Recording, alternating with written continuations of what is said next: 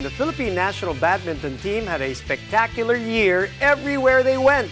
The question is, what's next for the national program? And joining us tonight to answer that and other questions are members Sir Alvin, Private Alvin Morada and Sir Hans Bernardo.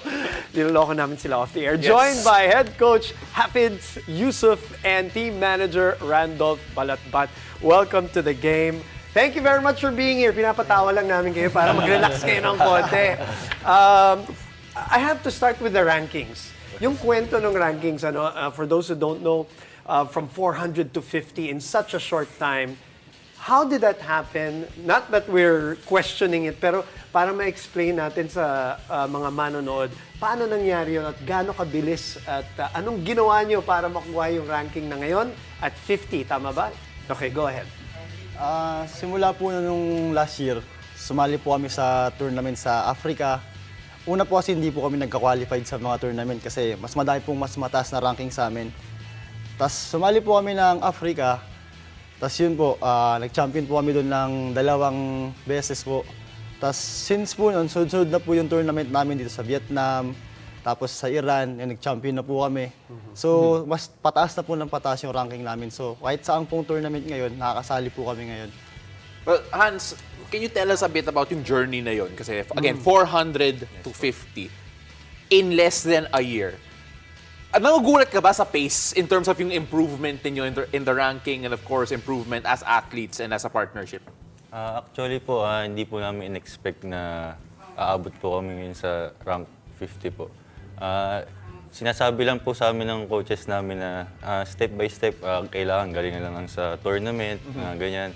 Mag-perform lang kung ano yung ginagawa sa training, dapat magawa sa tournament. So, yun, nakakapag-perform naman po kami ng maayos. Then, yun nga po, nanalo sa ibang tournaments po. Napaka-humble. Maayos.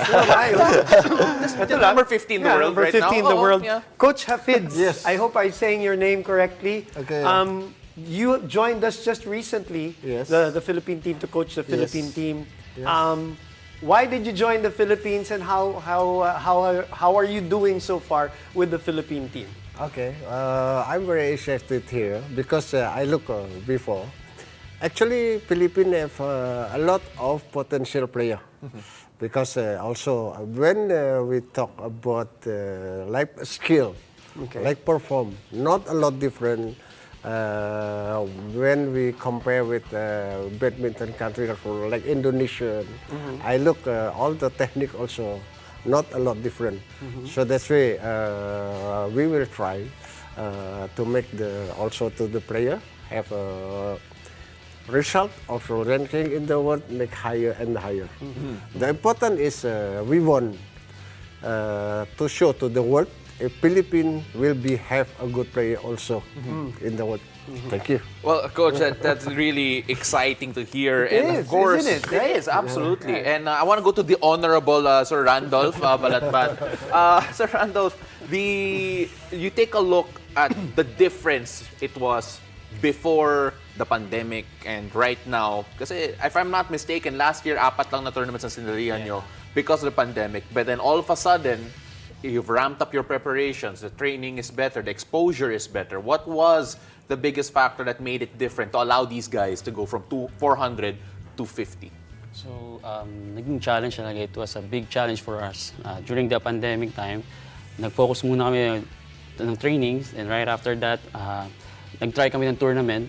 Then, with that 4th tournament, hindi naman tayo nabigo. We won the title during Cameroon. Then, yeah, I'm really happy na nandito na sila ngayon sa level na to kasi my players and our coaches are doing really great right now. They are all amazing, and one step at a time. We know it's a long way to go, but one step at a time, we will get there.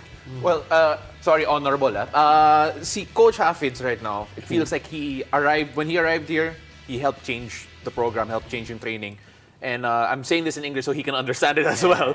But then when you take a look at the impact that he's had, as well as the other coaches that you brought in terms of the tutelage, the mentorship that you're giving the athletes as a team, Just how much of big of an impact was that in terms of the direction of the program? Yeah.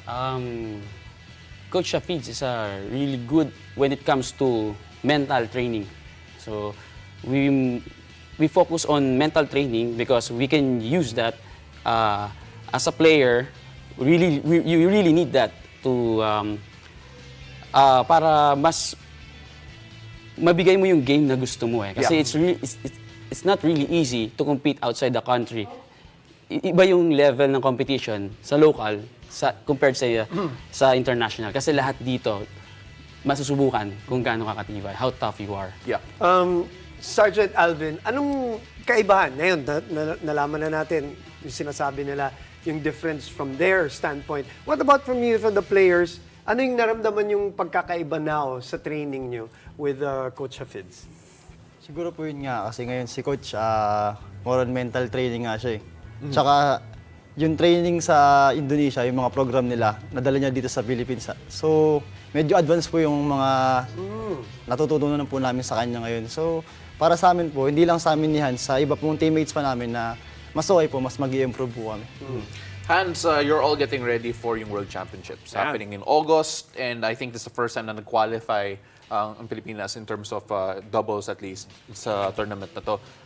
Pressure? How are you preparing for that in particular? And of course, how excited are you na makakasama ka doon? Siyempre po, pressure po kasi yung mga kalaban namin is top player po talaga. Ginagawa lang po namin yung mga training programs po na binibigay ni Coach Chapiz po para makatulong sa amin manalo one by one po sa World Championship nga po. Coach, every coach has a master plan, a timetable. Yes. In terms of, the big goal. Okay. The World Championships, eventually, Okay. the Olympics and all of these. Yep. What is your timetable? What are you looking at when it comes to not only them, but the others, the national team in general? Okay. Actually, we always make all the program in the training, also in the tournament. Also, we have some target. For example, for this year, about Han and Alvin now and ranking 49, we have target this year will be have 30 and the BBF. So this way, all the program we will continue. Program not just in the training, also in the tournament, also must have a good result.